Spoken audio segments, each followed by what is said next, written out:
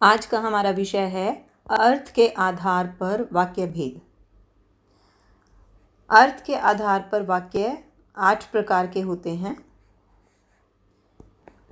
पहला विधानवाचक, निषेधवाचक, तीसरा प्रश्नवाचक, चौथा इच्छावाचक, आज्ञावाचक, संदेहवाचक, संकेतवाचक और विस्मयादि वाचक। तो इस तरीके से ये 8 वाक्य भेद हैं अर्थ के आधार पर। इसमें अब एक एक करके सबको देखते हैं। विधानवाचक वाक्य क्या होता है? जिन वाक्यों में किसी क्रिया के करने या होने का पता चले उसे विधानवाचक वाक्य कहते हैं। जैसे रीटा गाना गा रही है, हम सब घूमने जाएंगे। तो क्रिया के होने का या करने का पता चले वो विधानवाचक, यानी जो सामान्य वाक्य है वो है ये विधानवाचक। दूसरा निषेधवाचक वाक्य। निषेध का मतलब होता है मनाही, किसी चीज़ को मना करना। तो जिन वाक्यों में निषेध या नकारात्मकता होती है उन्हें निषेधवाचक वाक्य कहते हैं। तो इसमें ये बिल्कुल साफ है कि इन वाक्यों में नहीं शब्द मिलेगा।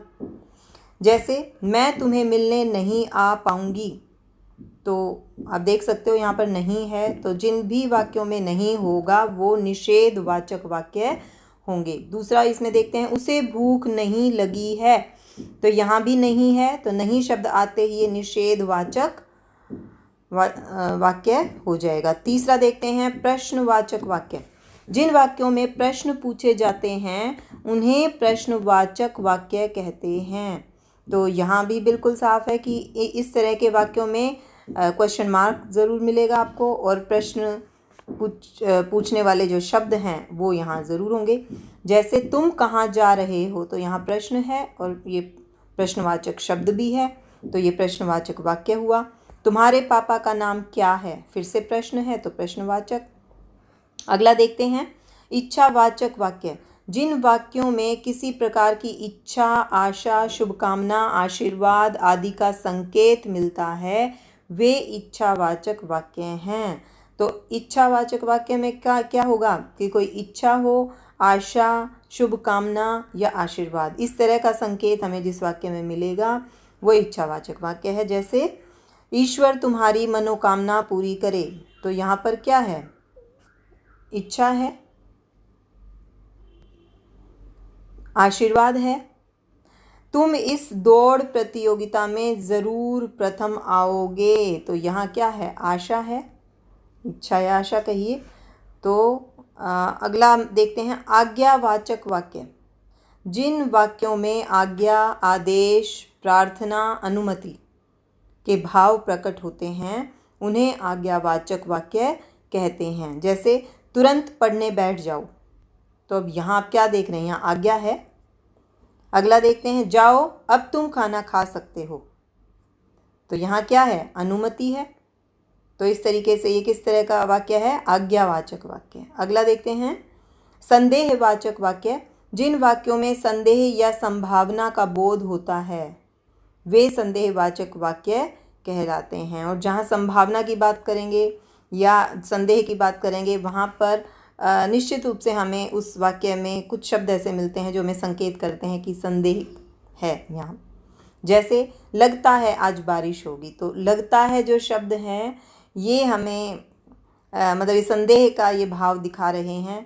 और इसी तरीके से अगले वाक्य में देखते हैं शायद आज हिंदी अध्यापिका अनुपस्थित हैं, तो जो ये शायद शब्द है ये यहाँ पे संदेह का भाव यहाँ दिखा रहा है, इसलिए संदेहवाचक वाक्य हैं। अगला देखते हैं संकेतवाचक वाक्य। जिन वाक्यों में एक क्रिया का होना दूसरी पर निर्भर हो उन्हें संकेतवाचक वाक्य कहते हैं। जैसे परिश्रम करोगे तो सफल होगे, तो एक क्रिया का दूसरी क्रिया पर निर्भरता इसमें इस वाक्य में साफ दिखाई देती है।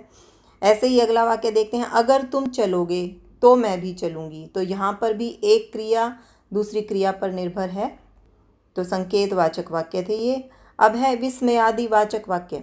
जिन वाक्यों में आश्चर्य, शोक, हर्ष, घृणा का बोध हो उन्हें विस्मयादिवाचक वाक्य कहते हैं। जैसे छी इस गंदगी को साफ करो।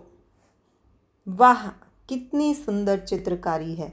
तो यहाँ इन दोनों वाक्यों में हम देख रहे हैं कि जो छी शब्द आया है और जो वाह शब्द आया है ये विस्मयादिवाचक शब्द हैं, तो इसलिए यहाँ पर विस्मयादिवाचक वाक्य इसको कहा जाएगा। अब करते हैं अभ्यास। अर्थ के आधार पर वाक्यों के भेद लिखिए। तो जैसा आपने ऊपर अभी सीखा है कि अर्थ के आधार पर वाक्यों के 8 भेद होते हैं, अब उन्हीं का अभ्यास देखते हैं। मुझे गाना नहीं आता है। अब जिस वाक्य में नहीं शब्द आ जाएगा वो आपको याद होगा, उसको क्या कहेंगे? निषेधवाचक वाक्य। अब तुम्हें घर चले जाना चाहिए, ये किस तरह का वाक्य है? जहाँ आज्ञा हो, अनुमति हो, तो वहाँ कैसा होगा वाक्य? आज्ञावाचक वाक्य होगा। तीसरा है दरवाजे पर कौन खड़ा है, ये अब प्रश्न है तो प्रश्नवाचक वाक्य। वाह, बहुत मीठा आम है, तो यहाँ हम देख रहे हैं विस्मयादि बोधक शब्द यहाँ आया है, तो कैसा वाक्य होगा? विस्मयादिवाचक वाक्य। अगर खेलोगे तो स्वस्थ रहोगे, यहाँ हम देख रहे हैं कि एक क्रिया की निर्भरता दूसरी क्रिया पर है, तो जहाँ एक क्रिया दूसरी क्रिया पर निर्भर होगी तो उस वाक्य को क्या कहेंगे? संकेतवाचक वाक्य। भगवान आपका भला करे, यहाँ क्या है? यहाँ आप आशीर्वाद समझें, इसको इच्छा समझें,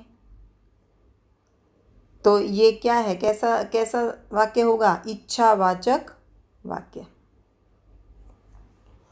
काला घोड़ा दौड़ रहा है, तो यहाँ ये एक सिंपल सेंटेंस है, सामान्य वाक्य है, जहाँ पे क्रिया के होने का या करने का बोध है, तो इसको कहेंगे विधानवाचक वाक्य।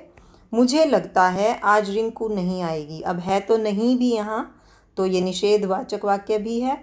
लेकिन उससे ऊपर जाके हम देखेंगे कि जो यहाँ ये 3 शब्द हैं, मुझे लगता है, ये आपको बता रहे हैं कि संदेहात्मकता है यहाँ पर, तो ये संदेहवाचक वाक्य भी है। तो मुख्य रूप से हम कहेंगे कि संदेहवाचक वाक्य है, ठीक है। और नहीं आया हुआ है इसलिए निषेधात्मक वाक्य तो है ही है। तो इस तरीके से आज का ये अभ्यास यहाँ ख़त्म होता है।